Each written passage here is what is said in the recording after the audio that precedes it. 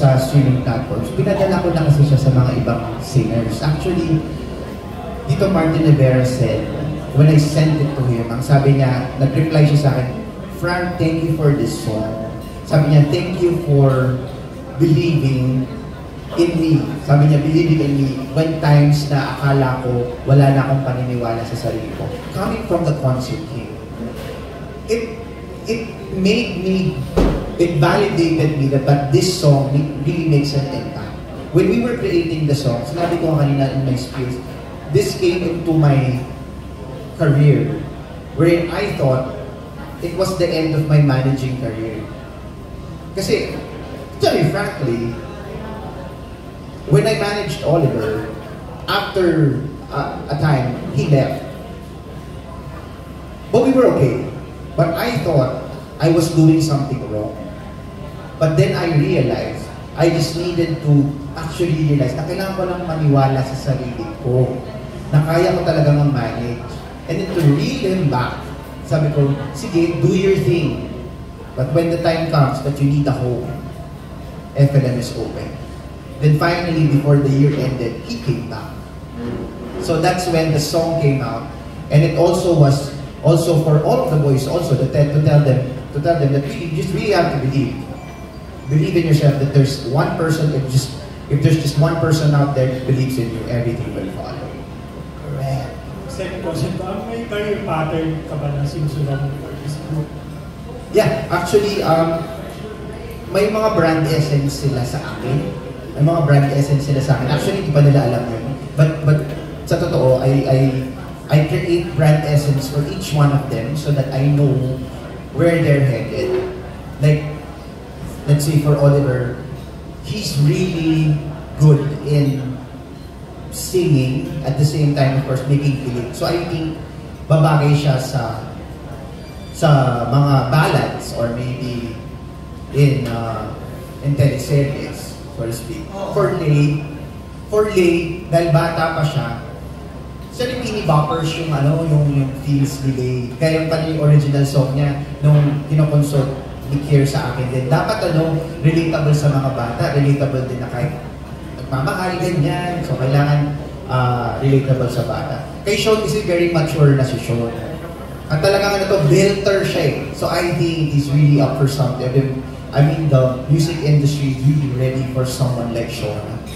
And then, for Kier, syempre, sa composing side ko siya really hino-hone. Kasi kung napansin nyo, kahit na isa lang yung sumulat ng kanta, iba-iba ng flavor, hindi siya pare-parehas ng tunog, hindi siya pare-parehas. Yun ang maganda kay Kier. So yung niya talaga is heading towards that composing songs for himself and for other artists also. And for Kirby, yung charm niya talaga yung we're banking on. Yun, yung charm niya at saka yung musicality niya. Aside from singing, he also plays the violin. So that's where he's headed. And I think collectively naman as a group for Formula 5, we want to make a niche naman doon sa mashup songs. If you kanina nung napakinggan nyo yung Defying Gravity and Go the Distance na pinagsama namin, parang naisip namin na actually, si Michael Pangilinan told us na para direct own nyo na yung niche na yun. Kasi wala masyadong gumagawa nun. Yung nagmamash up ng songs pero naiintindihan kami. So yun. So that's where we're all headed. Last ko, ano yung magiging contribution ng Formula 5 sa OPM? Original. Thank you. Actually, plain and simple, it's the original songs that we're going to put out. Songs that are easy listening. Alam mo, nakapakagay yung makanta namin, parang pwede kayong habang nagda-drive, yun yung patugtugin nyo at yun. So, I think that's the mark of Formula 5 to OPM na bosesan and at the same time, original music that's originally Filipino but easy on the ears.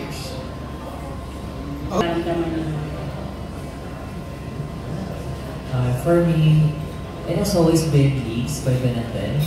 Kasi it actually doesn't just summarize my year. It summarizes all the years. Kasi this year kasi I made a very big decision. I came all the way from Mindanao.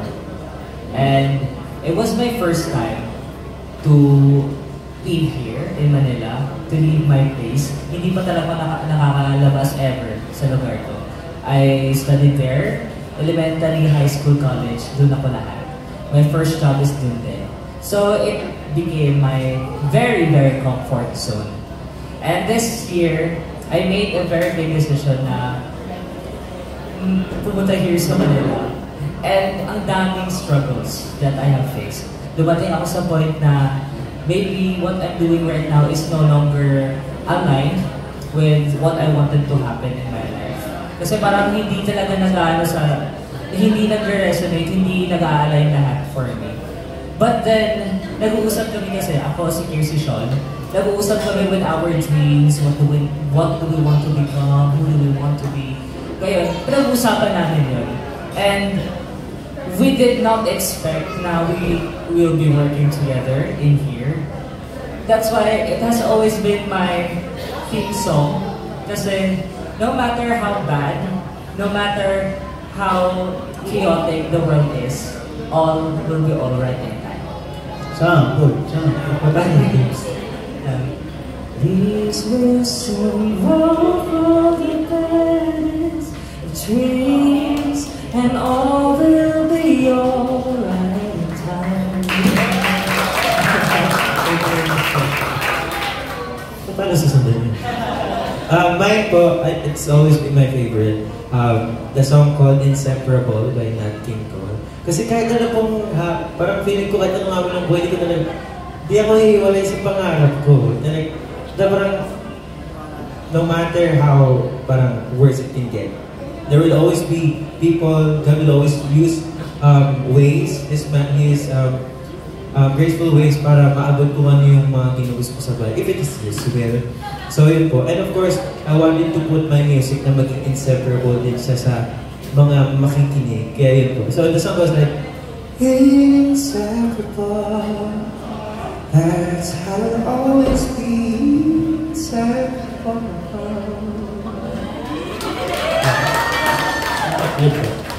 Akin naman po, This Is My Now. Wala. Ano po kasi like, there comes a time na gusto ko nang mag-quit. But, always na-remind ako na there's a lot of people na nagmamahal at nagsusupport sa akin. My family, my friends, and mga watchers. Kaya, ayun, yun po talaga. Aside sa song siya for this year, isa talaga siya sa mga favorite song. This Is My Now. It goes like this. This is my now, and I am breathing in the moment. As I go on, I can't believe the life I see. Grabe naman, paano siya? Yung sa akin po is Teenage Dream by Olivia Rodrigo. Si Olivia Rodrigo, Teenage Dream po, si Olivia Rodrigo is from US, pero Filipino rin po siya. Yung song kasi is about growing, and parang it speaks perhaps ng buhay ko na yung bata ko, sobrang excited kong tumanda.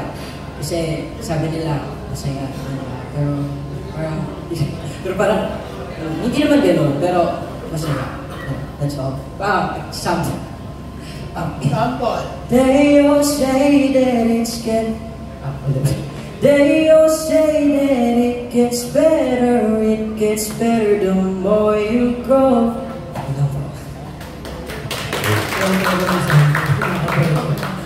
Sa akin naman po, yung song na laging tumatatak sa akin, o yung favorite ko, is yung song ni Cynthia Erivo na I'm Here from The Color Purple. Kasi ang message ng song is about yourself standing sa lahat ng tao na kahit minamaliit ka nila, para stand tall as a tree. And hindi mo kailangan i-please yung mga tao kasi nandiyan naman yung family mo, nandiyan yung mga tao na naniniwala sa'yo.